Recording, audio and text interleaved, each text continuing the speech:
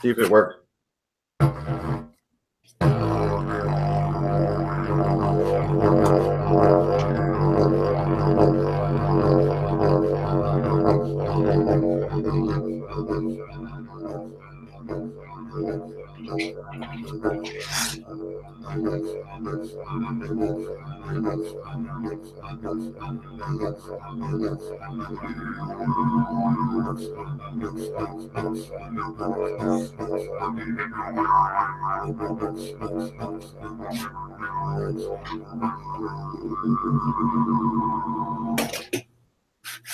The PVC of Helm Hammerhand will sound in the deep.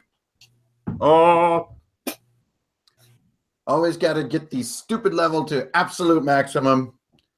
Well, everybody shows up for the stream. Hey guys, and didgeridoo. That's no didgeridoo. That's a digimophone. That's a saxery-doo.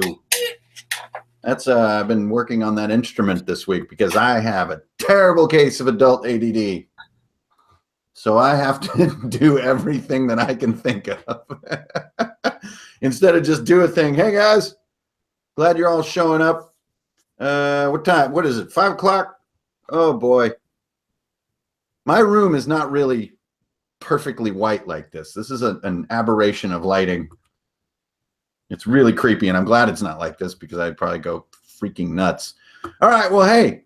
Hi, everybody. What's going on? Who? I see a small box down at the bottom of my screen, and there's a man on it with a dope-ass mustache. And that man is none other than Sean Sutter. He is the creator of a cool skirmish game, like a war game, but it's more small scale as far as number of heroes and stuff. But we'll get into all that. You guys have Google. You can look all kinds of things up. So you should be browsing Relicblade coolness while we chat today. But Sean decided to join me because just out of the ether of creative awesomeness from the Rings of Saturn, he's just like, yo, Hank, I got a weird feeling we have similar disorders in life as far as creative insanity. So what's up? And then since then, we kind of been chatting a little bit, like we should kick it for the people. So, hey, Sean, man, thanks for joining in. Yeah, it's my pleasure. I'm happy to be here. I've been binge watching your channel since I heard that it existed. It's been so you've been talking in my ear while I've been sculpting for the past week. A little more singing and talking. Yeah. So Sean sent me a kit of Relicblade stuff. And so it was a few figure expansions. It was rule book. And then there are also little rule expansions that come with the figures. Are pretty cool. There's card decks that go with it for building out your upgrades, all this stuff. You guys can all find that out because you're all going to get Relicblade, I imagine. But the figures are metal and they're old school where you glue on the arms and everything. And at first I was like, oh my God. But I've been working through it. So you guys have seen the pictures coming up. And then I read through the rule book a few times and the rules started dawning on me. I started to get it and friggin' loved it. So that's why you can probably see it in the background. So I'm building this huge set of like this hellscape.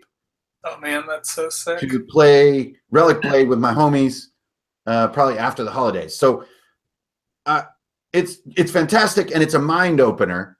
And for you guys who aren't familiar, Sean is the sort of sole creator of this whole thing. And if you look into Relicblade, you'll see like there's a cool like art style in the rule book. There's like cool color boxes. There's like plastic blister packs. There are metal minis that are made from ZBrush sculpts that match the drawings on the cards. All of that stuff is Sean's work. So on the one hand, who has two thumbs and totally digs that? This guy. But on the other hand, I guess this is what I wanted to open it up and talk about a little bit, Sean, is like the first thing that I'm fanning out about before we get our draw on is like, what's it like to do that many parts and pieces? I mean, how do you, I know a lot of people out there don't just want to play or buy an RPG or whatever. They've done that in the past and they want to make their own game.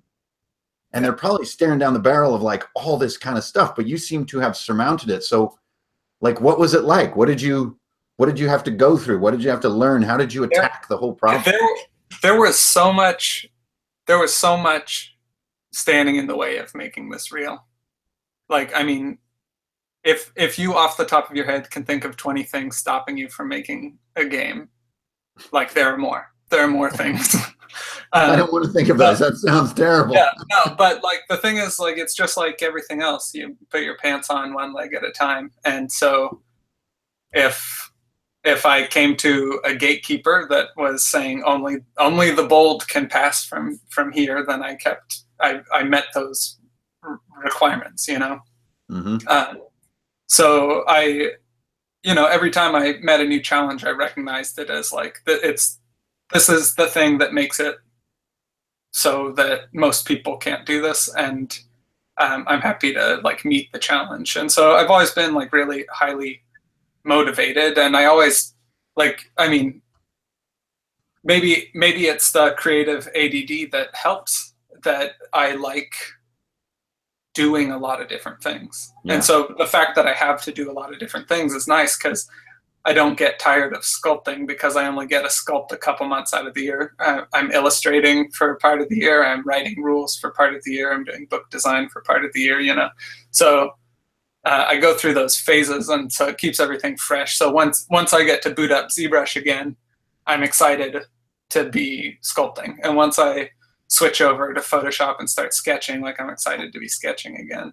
How about like the scale of it? How long did it take you from, oh my God, I think I know what I'm going to make. Yeah. It's called Relicblade. It's going to be D6 action dice kind of stuff, but I'm going to cook it down to something a little faster. And from that beautiful moment until you had the first like color box in your hands, like what was the scale of it? Okay. So timeline, I started teaching myself ZBrush. It goes back farther, because I got my degree in fine art so that I could really pursue tabletop gaming art, right? I thought I'd be an illustrator, because that was what I was most familiar with. But I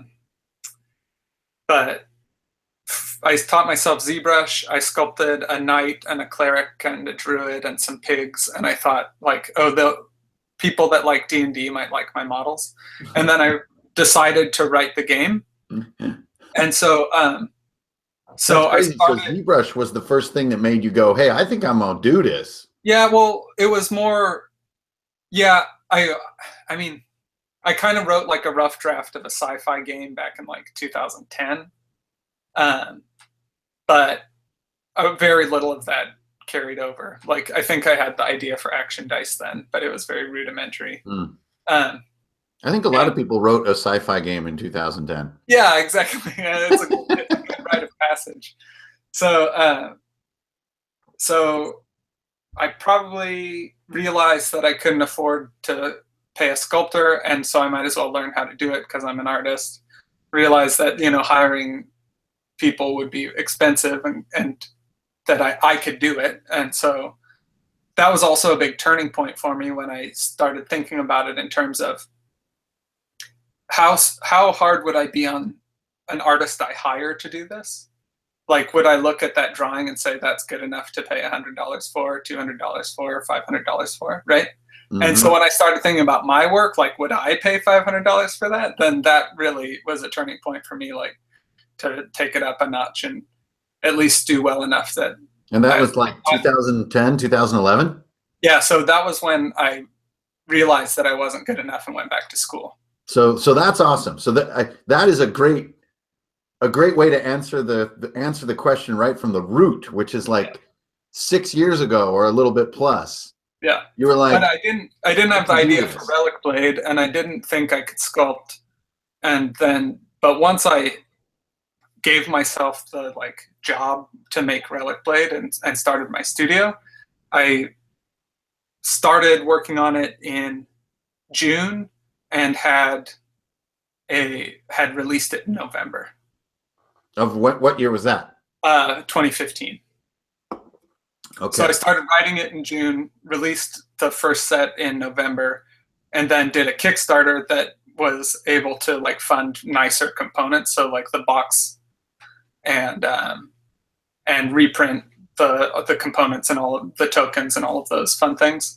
And so by June, of 1 year later, I had the full 2-player box set released. So do you think there's a big shift? A lot of the people that I love and spend time with are making their own games too, because it's just a thing that I am gravitated to. Yeah. Do you think there's a big change between when you start thinking like, I got to sell this to people? Or is it just like when you're making a game for your 5 best friends every weekend and you're like doing all those same tasks? Yeah. Does something fundamentally shift that puts you into pressure mode or something? I mean for you, like, I know. Yeah. Well, for me, I've always been like objective oriented for my art. So just drawing is fun, but drawing for a deadline or drawing for a project makes more sense. And so, so I found that with my professional practice after I graduated, I'd book myself shows, and then I knew by 2 months from now I need X number of pieces done, and so then I'd meet that deadline. But if I just gave myself a indefinite amount of time to work, then it wouldn't happen. And so I realized, like, if I was going to be not doing a different job, not doing paid work, and to be working on this, then I needed to really have set deadlines. And now my business is working for me, and I find that Kickstarter is a really great way to have like project outline and objectives, and then also have a deadline that I can look forward to, and I can lay out my year. Right. Or I think that's the exact reason why I'm awful at Kickstarter. Yeah. Like, if I even write something on my dry erase board that I need to do, I will put it off. Like, I can't have any structure at all, or I just like freeze up and I'm just like, nah. So it's interesting to me that the deadlines to you kind of pulled you along in a way. In my mind, if I have a deadline, I'm fine with that, but I don't want to have to do a particular thing. Yeah. I don't think of myself as a very organized or structured person, but like, that's why making other people invested in those deadlines is important. Like, if a gallerist is expecting 10 paintings, right, then like, and there's an announcement that the art opening is on X night, then like other people are counting on that. And same with like learning to draw. A good example for me learning to draw, I was okay at drawing, but you need to keep practicing. And if I just look at my sketchbook and think of stuff to draw, it doesn't matter that much to me. So figure drawing was really, really valuable, because it wasn't just my time put in, like, oh, I'll be here for an hour or 2 hours or 3 hours drawing. It was the model was invested in it, and their energy and time. And I can't, it's one thing for me to waste my time and doodle around and get distracted with TV or something. But if I'm wasting the model's time, that's absurd. So that was a really good, like, I don't know, getting other people counting on me maybe was part of it. Your figure drawing work too, like, I think it shows in your rule book and in your general sense of design. So last week I had Jose Late on, and he was also a real big champ of figure drawing. Yeah. And I just find it fascinating because I absolutely loathe figure drawing. What? That's crazy. That's absurd. I can't do whatever I want if I'm supposed to draw some person who's standing there, because I like to go from a doorway to a bottle to a tooth to a person to a mustache to a planet, and that's how I create things. So I could never just draw a person that's standing there. I can't do it. Yeah, I mean, I think the timeline matters, because if it's a 1 minute pose, I can stay entertained for 1 minute. Yeah, I can do those. Yeah, where it's real gestural and fun. Yeah. So Jennifer White has a great little request. So let's go into screen share mode here. But me and Sean, we're going to do a little bit of drawing today for you guys and kind of hang out like we do. But in case you aren't familiar with it, here's Sean and his gaming group. Sean is the handsome gentleman in the back there with the mustache. Yeah. And then here's just a look at some of Relicblade. Yeah. And there's a lot to look at. So I would really say, guys, get out there and take a look at what this is. The Facebook group for Relicblade's super active too, like really great community on there. It is really exciting and interesting. And it brings up sort of my final and my huge question for while we draw. but I'll get to that in just a second. So here's another sample of some of Sean's character cards that he does. And I'm not going to get into the cool sort of design of Relicblade. I'll leave that to you guys as homework. You know, I always like to let you guys go discover things.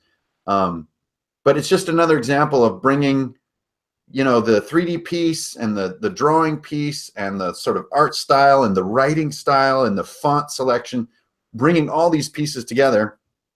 And here's a quick picture from the manual.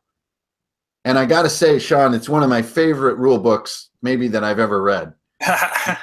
I really like it, and I think it's sort of after my own heart as far as how I wrote index card RPG. Is very similar. I can get very clear and leaving lots open and just trying to welcome you rather than hit you with like options that can feel like, oh my God, that's so many options. So I wanted to do kind of have a nice drawing session going too. And if you're like sculpting or whatever tonight, Sean, we do whatever on here. This is free time.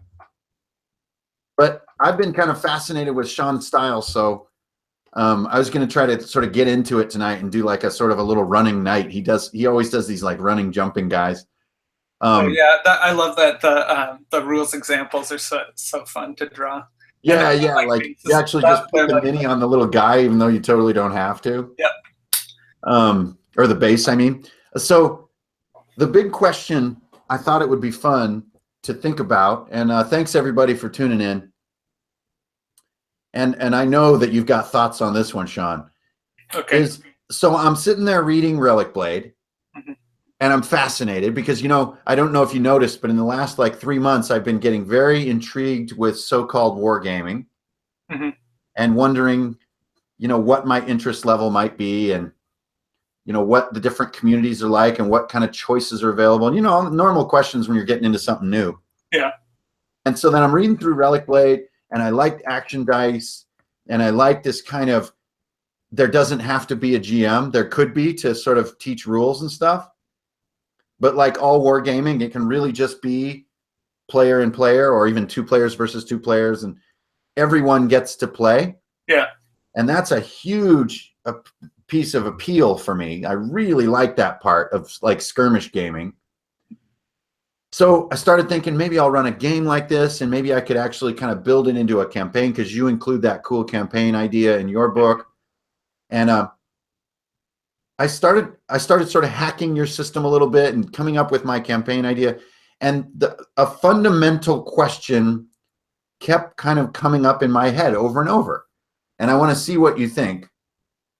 What really do you think, where is the line between so-called wargaming or skirmish gaming and so-called RPGs? Like what really is different? Like, are we heading toward an age where we would see like DM-less RPGs? Or is the DM the only thing that's different, or is it something more sublime about the two? Like, for everyone out there who's like me, who's like considering this turbulence between, do I want to play skirmish games, or do I want to, like, I've been a DM forever and I'm tired of it and I want to be a player, and like, what do you think? Like, where's the blur zone between those two things? Like, is it possible to live between those worlds and have an RPG style skirmish game? I think that Relicblade is particularly hybrid-y between wargaming and RPGs. Like, I designed it to be almost war games versus RPGs, where one player plays like a full party of heroes and another player commands more of like an army of monsters. Right. Yeah. Yeah. And the starter set feels like that. It's like a bunch of Pikmin versus a little play styles. Like, if you ignore the principles of those, like how to do party dynamics versus how to do army tactics for each of those factions, then like you're missing how those groups are supposed to be played, you know. But as far as like your main question, I mean, for wargaming, a lot of it is just battle. Like, you're there for mainly the fighting. And then with the skirmish campaign games like Mordheim or Frostgrave or a couple of others, and Relicblade, you've got the campaign where characters develop and you gain rare treasures and enjoy all of those adventure elements.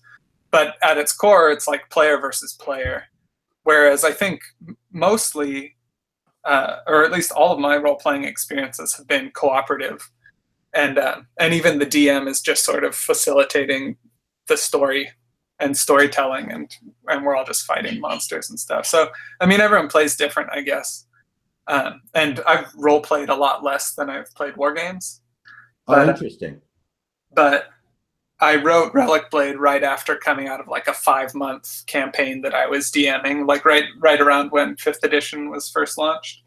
Yeah, and I think that's what I'm feeling right now is like, good Lord, I love playing just about every form of tabletop game.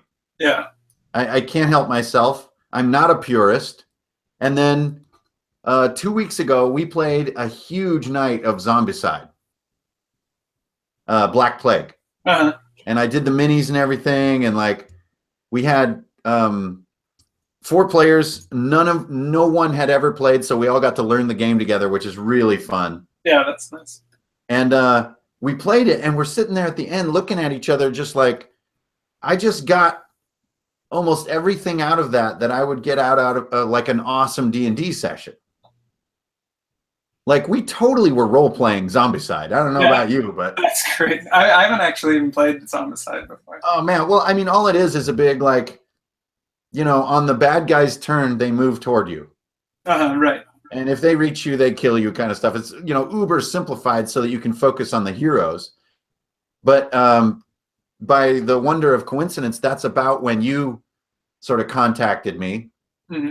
Like, yo, Hankerin, I bet we got some stuff in common. And I was like, oh my God, this guy is a skirmish game. And I was skirmish game. And I guess what I'm wondering, the dilemma I'm going through in my head is it possible to run a sort of a skirmish campaign with no DM where you get all the awesome dividends of a good RPG? Is that the goal of Relicblade? I think it could go there. A lot of it is rival warbands, so you command a whole party of characters against your opponent's whole group of characters. But we're working on a supplement now to do more like co-op and like solo play options, which will be more adventures where you're fighting against characters or monsters that have AI, and it's a little bit. But it'll still be, you know, I mean, I don't know if you've played Relicblade yet, but it's very easy and smooth and nothing. Yeah. I've just played sort of me versus me. Yeah. Like I really tried. Like to, you know, what the big difference is between like 3 action dice and 5, you know, and like feel that sensation. Yeah.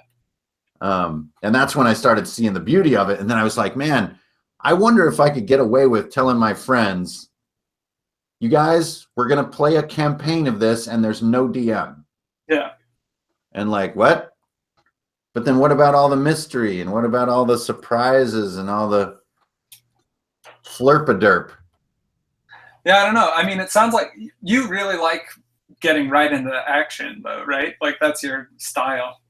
You know? Yeah, totally. I mean, I believe that the hour and a half the best role-playing happens during battle. So I think for you, like, and people who like battle, like there's some good games out there. But man, I mean, the thing is that I specifically wrote Relicblade to be more of a heroes and monsters like experience, more of a D&D style experience rather than armies of characters marching against each other. Yeah, and that you can definitely feel in the design. And not just the design, but the way that you present the tone is a tone where, like, you know, people matter and stuff. And like, you know, in Warhammer, I think it's generally acknowledged that nobody matters. Yeah, no, life is meaningless. You're like just ramen in the wind, you know, like you're just nothing. Yeah, so I don't know. What was the question? It was something about. about DM-less games. Yeah, I think I can see that. I can see that being a big part of it, like especially just being able to get in really good games. When I was conceptualizing what I want out of a game when I was writing Relicblade, I wanted to make it something that people could get out if their D&D party, not everyone could make it that night. Like that was one thing that we ran into when I was playing, is like, you know, if we're gonna go and fight the dragon and the barbarian can't make it tonight, we're all gonna die because poor barbarian. Our DPS isn't here or whatever. And so I wanted to make a game that you could get in like a really cool deadly encounter and have heroes die and have, you know, really great like gripping moments, but because that doesn't happen a lot for me in other war games. Like it's different. It's a different experience, and so I wanted to bring the D&D like. Yeah, in my experience, it's very, the fact that there's a winner can take a lot of the joy away.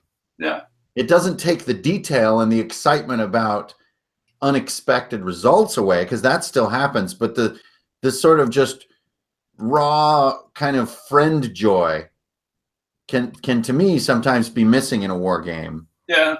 But I think that's in some ways a sort of an encouraging answer, because that means if you get that joy back in there and that friendship, then yes, you can totally make a cool campaign out of a war game.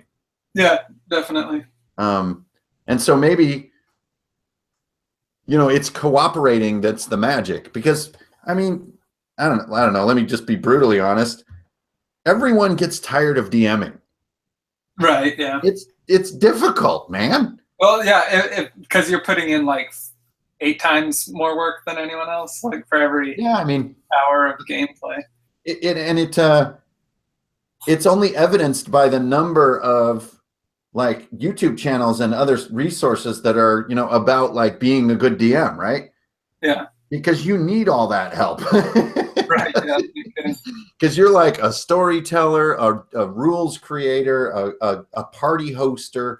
You're all these things. Yeah. And so when we played Zombicide, man, it just melted my brain. I was like, oh my God, that was super fun and meaningful on like a personal level. Like we were totally like friends. And like in the third scenario, you know, it gets really hard. Well, you haven't played it, but it gets really hard. Uh-huh. It gets really deadly, I guess is the better word. And we actually kind of came up with a way that we could sort of team up to self-sacrifice to basically kite the zombies, and like 2 of us were gonna die. There was no other way out, and that was the plan. Nice. And it was an awesome plan, and like we all went out with style, and like it occurred to me that role-playing itself is not the key difference. So you know, maybe it's just sort of that happy feeling that you're describing, that happy cooperative feeling is the only true difference. And that's encouraging to me, because that to me says, hey man, you can totally do a campaign that's like, well, kind of like how you map it out in Relicblade. It's kind of like you got a little world map, some resources kind of carry over from exchange to exchange. You're kind of working on some long-term upgrades. That's pretty much a campaign. Yeah. Okay, I haven't alt tabbed over in like 100 years because I'm just drawing this guy. Let me pop over here. Hey, I'm back. Oh my God, you're drawing scary stuff. Oh, sorry. Spooky. Oh, nice. Okay, so hey everybody, thanks for tuning in. There's a few people must be driving over hill and dale tonight, heading out for the holidays. By the way, almost 50 of you watching right now, and I would like to wish everyone a happy Turkey Day if you're in the United States. And Lord knows I'm thankful for a ton of stuff right now. Good grief. 2017 has been a freaking blast, and everybody has been showing up to keep me fed. Peanut butter tortillas, man, that's where it's at. And Jameson. But oh man, Descent is an insane game. I don't know about that. Yeah, I think Frostgrave is probably the closest thing to what we're talking about, but Is Frostgrave like made by a big like Modifius or something? Like who makes Frostgrave? Frostgrave's written by Joseph McCullough, and it's published by Osprey Games. Osprey. Yeah, and Osprey publishes just like tons of stuff. They've got a lot of war games, but they also have like historical rule sets, all kinds of things. So, but Frostgrave's really cool. It's super wizard focused, so the only real like character is a wizard. Yeah, well, it's like each side is sort of masterminded by a wizard, right? Yeah, and the wizard's like your player, and the spell list is really in depth. And Frostgrave is awesome, but like one thing that was hard for me with Frostgrave is that I don't really like playing as a wizard, and that's the only option. You know? So, oh man, between our mustaches and our dislike of wizards, we are going to be brothers. Yeah, so Frostgrave is awesome, and everyone should. You just go on Amazon and grab it. It's cheap and awesome, and you can use any figure. So D&D set. Like I was talking to Joseph at Adepticon, and he was like, "Oh, I just have so many wizard miniatures, so I've decided to write this game." No way, that's awesome. Yeah. Like I don't have any use for all these great wizards. Stupid wizard laying around. But Relicblade is like a lot more. All kinds of character classes. Like the core set is a druid, a knight, a thief, and a cleric, and then they've got a bunch of associated upgrades, and you customize your characters with all kinds of cool upgrades and stuff. Yeah, so, one of the things I liked about it is one of my fundamental sort of requirements for a game that I want to get into, which is like, can I just disregard what the creator made and start making my own stuff? Yeah. And right away, if you understand just dice, speed, armor, and you know like how the powers kind of expand, you're good to go. You can make little guys and yeah, and like there's that monster generator in the handbook. Yep. So you can roll up all kinds of great stuff. Yep, and it just started dawning on me like, man, I think I got to do this. So that brings up my next sort of. I like to think deeply about things while I'm trying to draw this little knight guy running along. Yeah. I guess this wouldn't be a very viable figure, would it?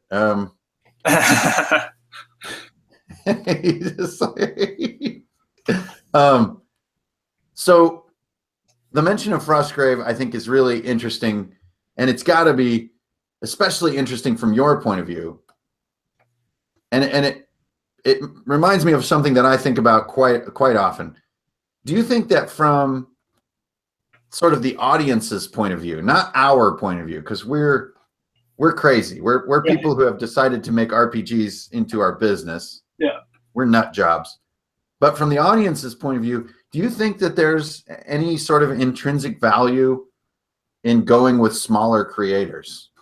You know, the kind of the town farmers market RPG kind of mindset. You know, do you think there's anything there that the audience can actually bank on and invest in rather than the sort of the bigger published product? Yeah, I don't know, because they have different things to offer, right? Like it's easy to find someone to play D&D or Warhammer 40,000 with. Right. I mean, like you can go into the local game store and they have a night dedicated to it, or like, you know, Magic or something. But also those bigger companies like Warhammer or D&D, they often are pretty beholden to their brand. Like maybe you agree, maybe not, but like sometimes they don't explore new ground as readily because indeed, yeah, they have to control risk. Yeah, they got millions of dollars on the line, not just, you know, next year's revenue. So I think that there's a possibility you'll find more new, fresh ideas from smaller games. But also, like, I mean, I love playing just every game I can get my hands on. Yeah, same here.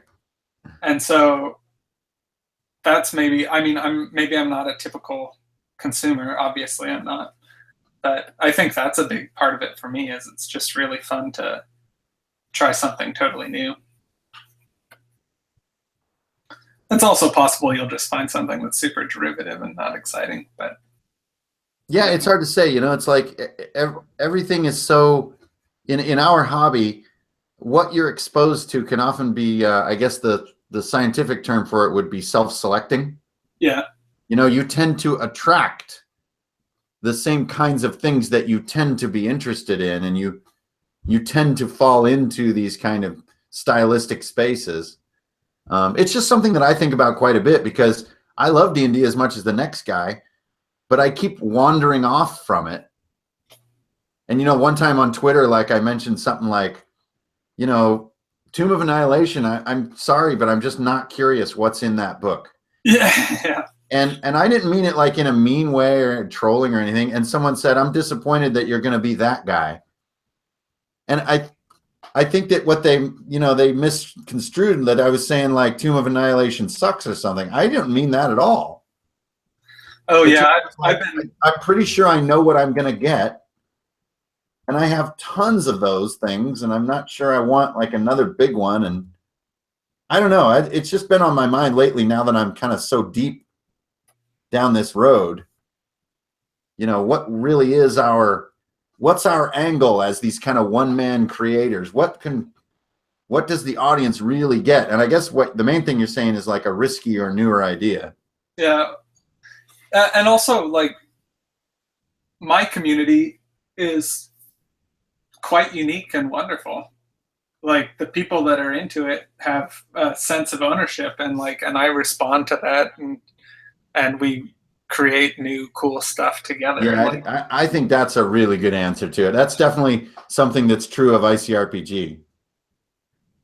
Like, ICRPG is a very kind of very likely to make a model of your character, or to like in the last Kickstarter, I added one of the guys that's like really, really supportive of Relicblade. I added his character as one of the stretch goals, and like, nice. That's something that you're probably not going to see from a larger company. Maybe. That's awesome. And it was like the name from his game? Yeah, it was. It was his World of Warcraft character from some years back that he had hired me to do character card art for in first Kickstarter, and then this time I added like new parts for a model and designed a whole character sort of based on his idea. And it's just sort of because it was a cool idea and it was part of the world to me, because he's a big part of Relicblade and part of the world. So, anyways, that is a fantastic answer to that puzzle. Is like, I like that answer because a big company could totally come out with a new and innovative idea. Yeah, of course. But they could.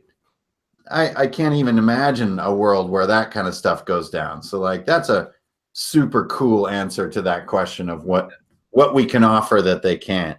Yeah, a sense of ownership, maybe, or something. Not that I'm gonna exclusively do stuff based on what the fans say, because I basically just do whatever my whims are blowing wherever my imagination leads me. But still, nevertheless, my community is super important to me. So both your players and viewers and so forth, and I hope so mine as well.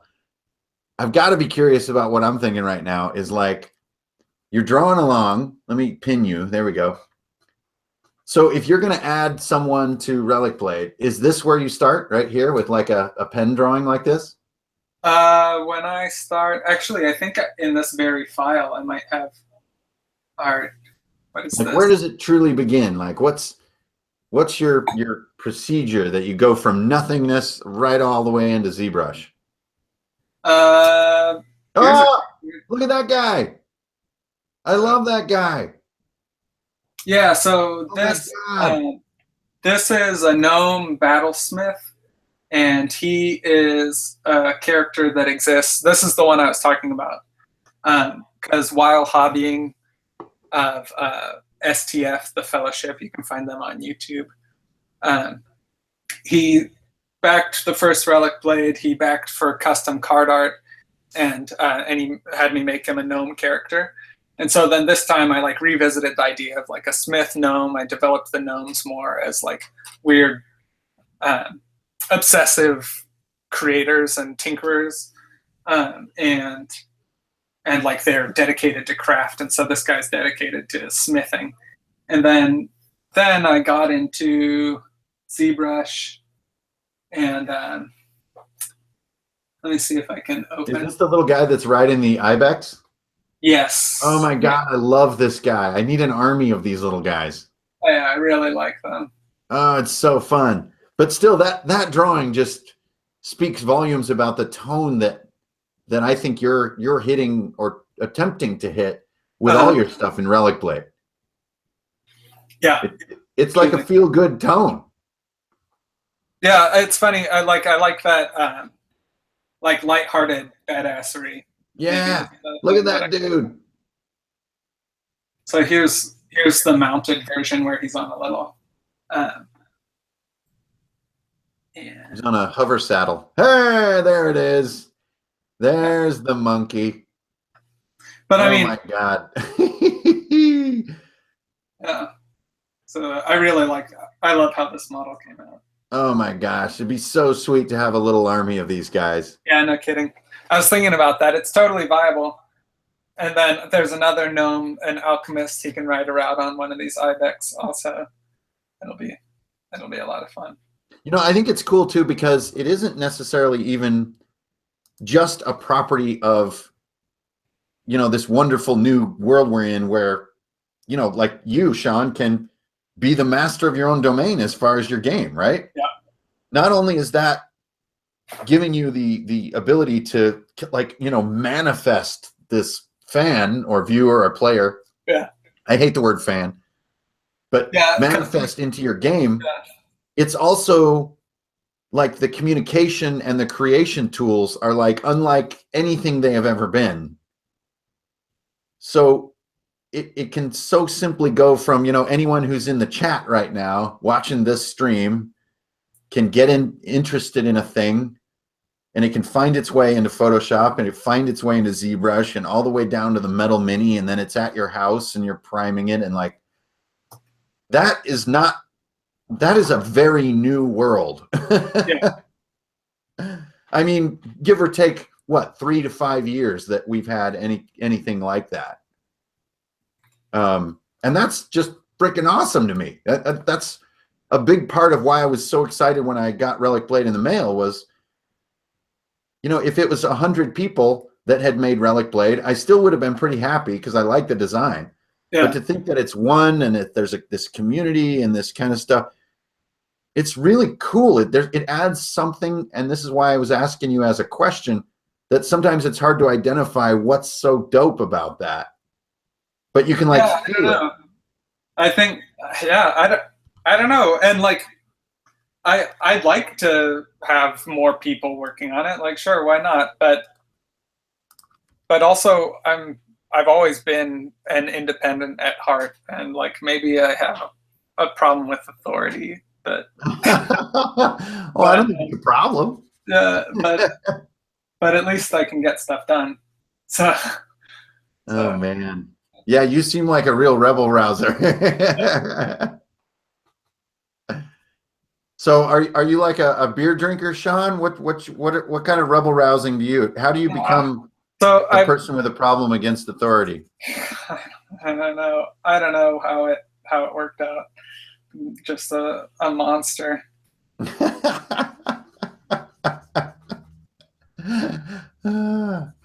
My dad still thinks that I burned that barn down, but it wasn't me, I swear.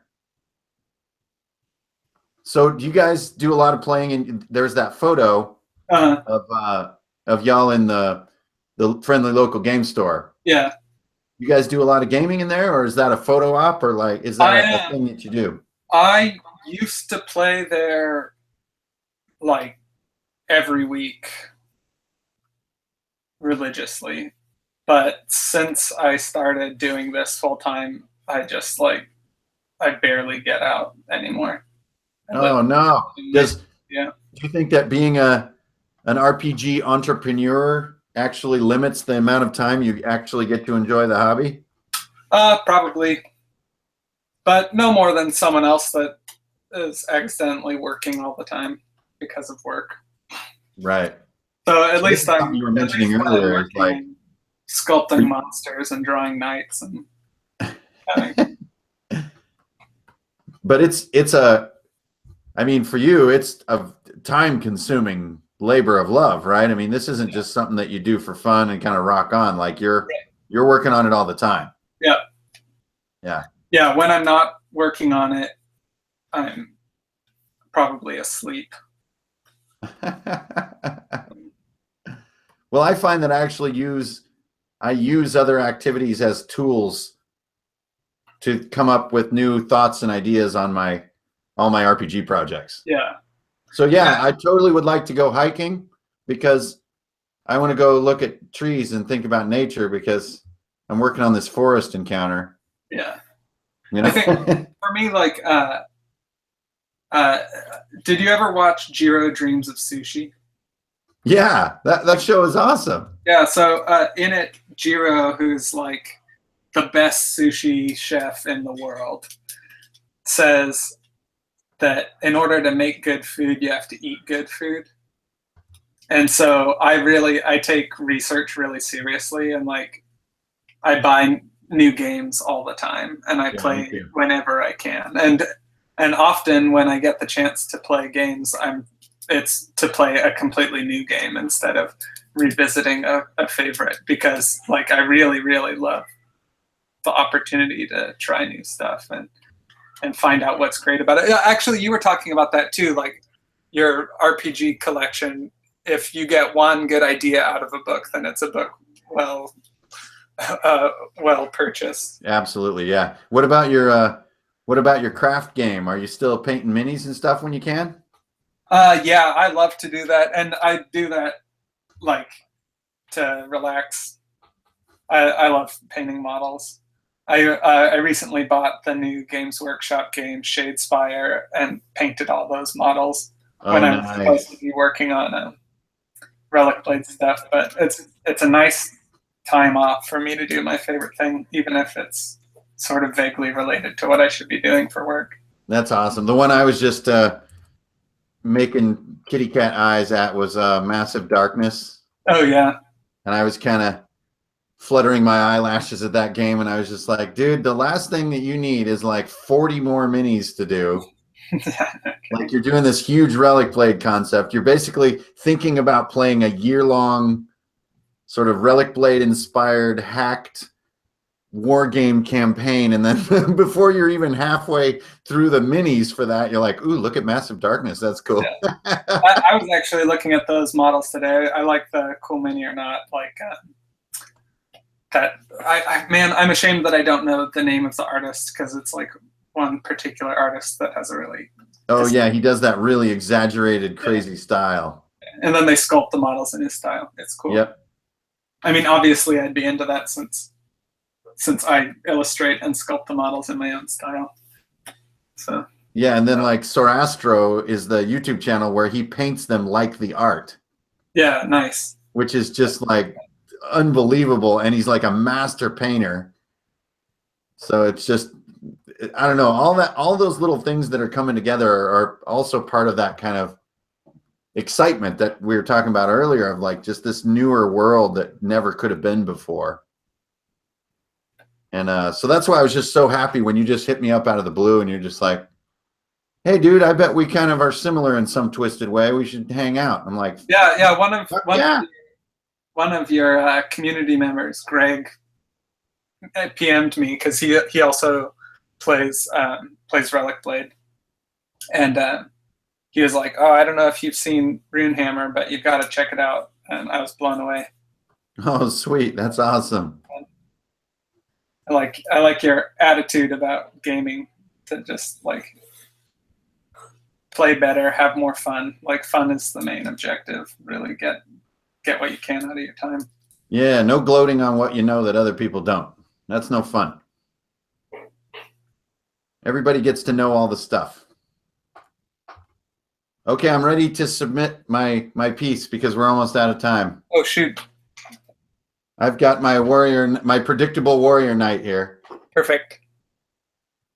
Dancing. Yep, he's basically doing like a cha-cha-cha. Sometimes you just want a nice cha-cha-cha in the pose. You're kidding. Yeah, I love that. But in the rule book, there's lots of knights like flying through the air. Oh, I love it. Yeah. So I guess there's my piece. I'm going to sign it now. There we go. Oh yeah, here we go. Perfect. Awesome. Oh, nice. You did like actual shading and stuff. That's cool. Just doodling, scribbling. It's beautiful. So we're coming up on the hour, and hey, thanks everybody for tuning in. It looks like a bunch of the usual suspects. I think I saw Cameron up there somewhere too, or should I say the Winter something? What's his cool? He has a cooler name than that. But it was great down in Tucson. Met some new peeps, and they showed me a great time. So I can't wait to go back down there and have some more fun. And you guys all know who you are. I don't need to holler. But that's just one little thing. So I guess that would be a final question that we could finish on, Sean, is like, do you do the con jam? Like, can people watching and can I come and can play Relicblade with you at a con in the future? I have 3 conventions booked for this next year because I've got to do what I can since it's a one-man studio, so I do what I can. I'll be at KublaCon because that's in San Francisco. That's super close. I'll be at Las Vegas Open, which is a wargaming convention in Las Vegas. And then I'm on a wait list for Adepticon in Chicago. So hopefully I can hit those shows. What month is KublaCon? May? Oh, maybe? Sweet. I'm in. Yeah, there's a ton of role-playing and board gaming that goes on. It's a really good show, actually. I'm in. I like the name, too, and I like driving down there and camping down there. So let's do it. Yeah, dude, that's a super fun show. There's a lot going on, tons of players, and really good vibe. Great. So West Coast peeps, come down and play Relicblade with me and Sean at KublaCon. That would be a hoot. Yeah, no kidding. Yep. Well, awesome. Hey, thanks everybody for tuning in. We had 50, 60 people there at one point. So everybody's probably off to grandma's house tonight. That makes sense. Yep. And it's going to be a good Thanksgiving. You're going to spend time with the famish, Sean? Yeah, I'm heading over to Napa tomorrow morning. Nice. Yep. I'm going to kick it with the breeders as well. It's going to be beautiful. So thank you everybody for tuning in. This was, I'm going to call this Wednesdays or Friends Days. Yes, Friends Day Wednesday. Yep, it's Friends Day Wednesday. So every week I'm going to try find somebody new to hang out with that's cool, and we're going to kick it and draw things for you guys and for ourselves. So Sean, dude, thanks a lot for reaching out. I have the feeling this is only the beginning of a beautiful friendship, my man. Yeah, man, it's my pleasure. And so if folks are paying attention, you can find stuff at relicblade.com. I'm on Instagram at Sean Sutter Art. So, and that I post fun drawings and sculpts in progress and stuff there. But I guess, the thing about social media is that there's so many platforms, and I'm on most of them. But whatever, find me, find the game. Ask me questions. Yeah, find all those players too on Facebook and check out all the stuff that they're doing to the game. It's a very do-it-yourself game, and there's just a lot to it. Lord knows that was my first instinct when I got it. It was like, oh man, I'm doing this my way. I'm going to do a whole thing. It's called Hell's Heart, and it's played in Relicblade. And I'm just here. I go. Fuck it. That'll be cool. And yeah, man, the action dice versus time, and I guess there's all kinds of game mechanics that it's just a really solid foundation to start having adventures in. Amen to that. So thanks a lot for showing up on Friends Day, Sean. And all you wonderful people, thanks for showing up, and happy Thanksgiving to everybody. And if it's not Thanksgiving where you're at, then just make the world a better place this weekend. So thanks, man. And we're out of here. So strength, honor, and beer, my brothers, my sisters. Catch you next time. Oh.